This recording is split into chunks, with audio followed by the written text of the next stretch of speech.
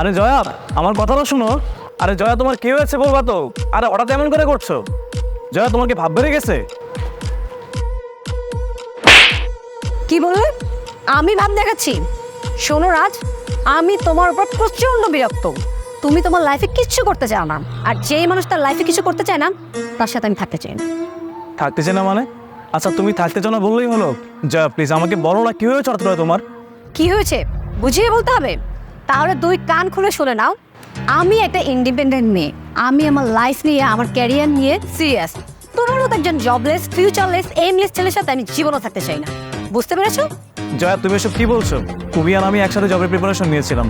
হয়তো তোমার জবটা আগে হয়ে গিয়েছে, এটা তোমার জন্য ভালো, কিন্তু তার মানে এই না যে আমি জবলেস, আমি কেয়ারলেস। চেষ্টা কিন্তু আমিও করছি। তুমি না এখনো কেয়ারলেসই আছো। আমি জব পেয়েছি অথচ তুমি জব পাওনি। দেখছো না তুমি এখনো কেমন কেয়ারলেসের মতো ঘুরে বেড়াচ্ছ? বাই দ্য ওয়ে রাজ, তুমি কি আমার উপর ডিপেন্ডেন্ট হতে চাচ্ছ? জয়া, তুমি কি বলছো এসব? তুমি যা বলছো তুমি কি ভেবে বলছো?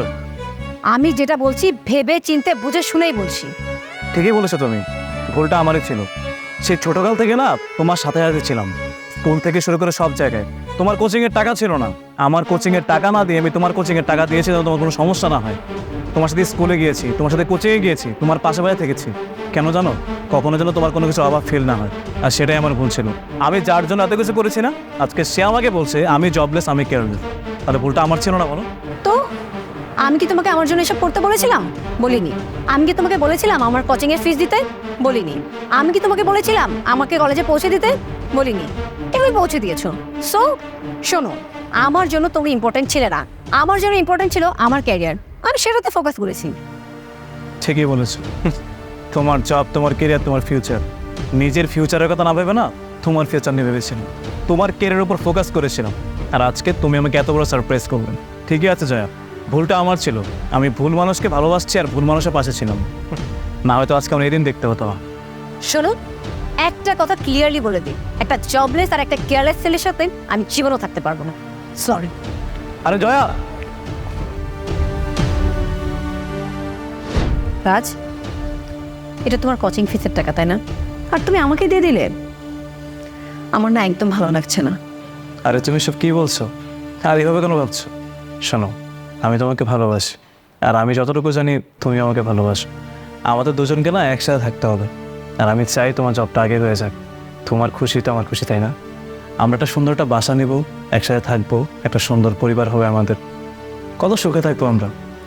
আর তুমি চাইলে এই টাকাটা আমাকে একভাবে ব্যাক করতে পারো। জানো কীভাবে? সেটা হচ্ছে, তুমি যদি চাও তাহলে ধরো যে আমার জব হলো না, ধরো যে আমার চাকরিটা পাচ্ছি না আমি, তখন তুমি আমার হাত খরচ চালাবে।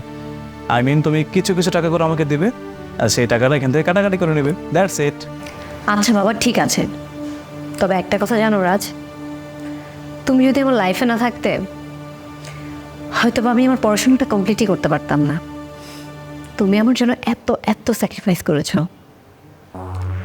আমার মনে হয় আমি তোমাকে ছাড়া থাকতেই পারবো না। আর তুমিও তো আমাকে ভালোবাসো, তাই না? আচ্ছা, একটা কথা বলো তো, ধরো যে আমার জবটা হলো না, আমার এক্সামটা খারাপ হয়েছে, তখন তুমি কি করবে? আরে আমি আছি না, আমি তোমাকে খাবো, আমি জব করবো। রাজ শোনো, যাই হয়ে যাক না কেন, আমি কখনো তোমার পাশ থেকে সরে দাঁড়াবো না। পরিস্থিতি যাই হোক না কেন, আমি তোমার পাশে থাকবো অলওয়েজ। আচ্ছা জয়া, মানুষকে এতটা ভালোবাসতে পারে? হ্যাঁ, আমি বাসি তো। তুমি জানো না আমি তোমাকে কত ভালোবাসি। I love you so much. আচ্ছা, অনেক কথা বলেছি, এখন যাও, আমার জন্য এক কাপ কফি বানিয়ে নিয়ে এসো। তুমি বসো, আমি এক্ষুনি নিয়ে আসছি।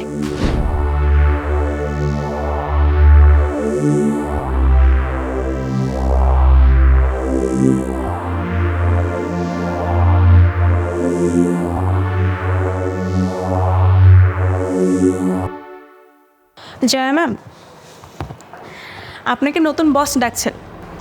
আমাকে? কিন্তু কেন? সেটা তো ম্যাম আমি বলতে পারবো না, আপনি নিজে গিয়ে দেখেন। ঠিক আছে, আপনি জানেন দেখছি। জি ma'am.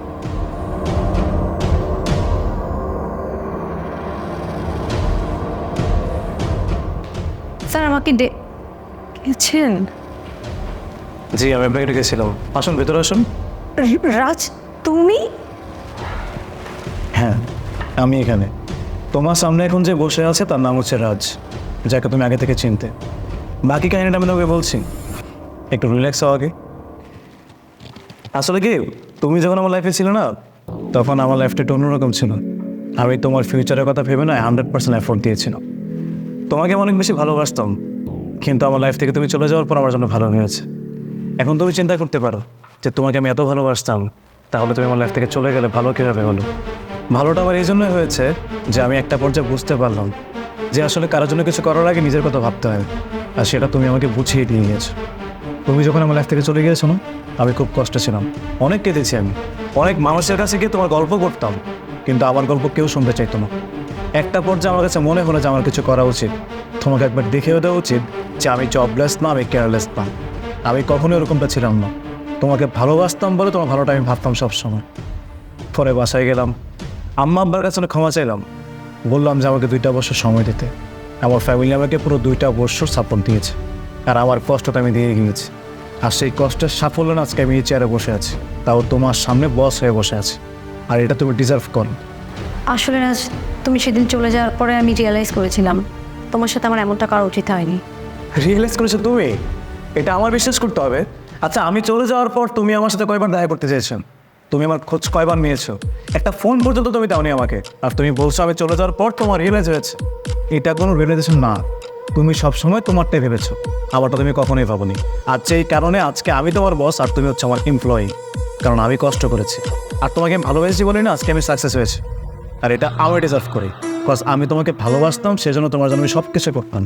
R end of the day তুমি আমাকে কী বললে যে আমি তোমার জন্য কী করেছি, আমি এটা কেন করলাম, ওটা কেন করলাম? তুমি অবশ্য ভুল বলোনি। কারোর জন্য কোনো কিছু করার আগে আসলে ভেবে নেওয়া উচিত যে আমি যার জন্য করছি সেই মানুষটা আদৌ আমাকে ভালোবাসে কিনা। I am extremely sorry Raj. Sorry বলার কিছুই নেই, ইটস ওকে। আর আমি আগের কোনো কথা মনে রাখতে চাই না, আর আমি আশা করবো তুমি এখানে জব করছো, তুমি আগের কোনো কথা আমাকে মনে করিয়ে দিবা। তুমি তোমার মতো করে করো, আর আমি তোমার মতো করে আছি। আজকের পর থেকে তোমার আমার পরিচয় হচ্ছে বস আর এমপ্লয়ি, এর থেকে বেশি কিছুই না। আর আজকে থেকে তোমার কাজ হচ্ছে তুমি অফিসের সমস্ত রিপোর্ট আমাকে দেবে, ঠিক আছে? Okay sir. এখন যাও এখান থেকে।